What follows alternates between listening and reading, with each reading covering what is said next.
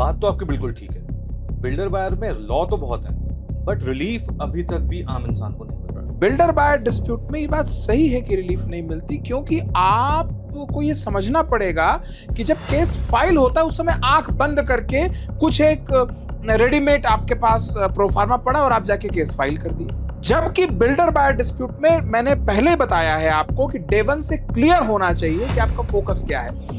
आपको पूरा का पूरा पैसा रिफंड चाहिए या आपको प्रॉपर्टी चाहिए। ऑब्वियसली प्रॉपर्टी तैयार नहीं होगी तो उसके समानांतर उसके समकक्ष कोई दूसरी प्रॉपर्टी चाहिए, या जो बिल्डर ने डे वन पे आपसे रिटर्न्स प्रॉमिस किए थे वो चाहिए आपको। उसके हिसाब से डे वन पे आपका जो लिटिगेशन है, आपकी जो पूरी स्ट्रेटेजी है वो कस्टमाइज होनी चाहिए।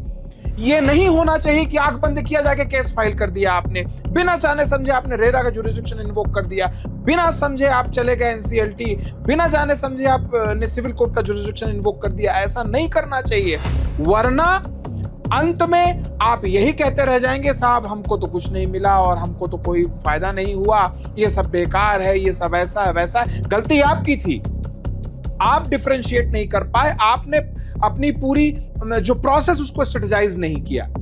करना क्या है?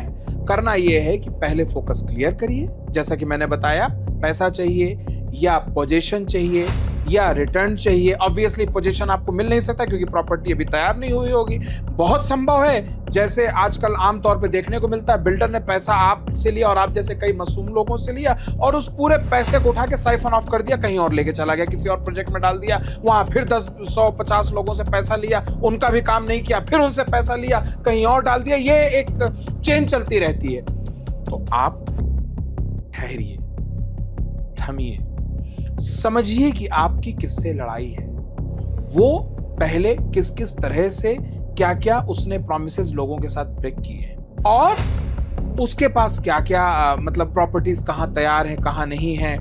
रिटर्न, अगर आप रिटर्न का क्लेम डालते हैं तो डैमेजेस आपको डालना है कि नहीं डालना है।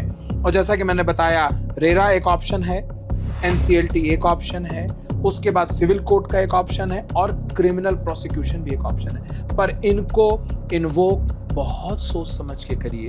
ये सारे आपको कानून के द्वारा दिए गए वो हथियार हैं जिनका सही समय पे प्रयोग सही तरीके से ही आपको फायदा देगा। आंख बंद करके केस पे केस फाइल करेंगे, अल्टीमेटली वही होगा जो मैं हर बार कहता हूं, डेट पे डेट, डेट पे डेट, डेट पे डेट, डेट पे डेट आपको चक्कर काटना पड़ेगा और अल्टीमेटली आपको कुछ भी नहीं मिलेगा सिवाय हैरेसमेंट के, सिवाय ह्यूमिलिएशन के और सिवाय डिसअपॉइंटमेंट।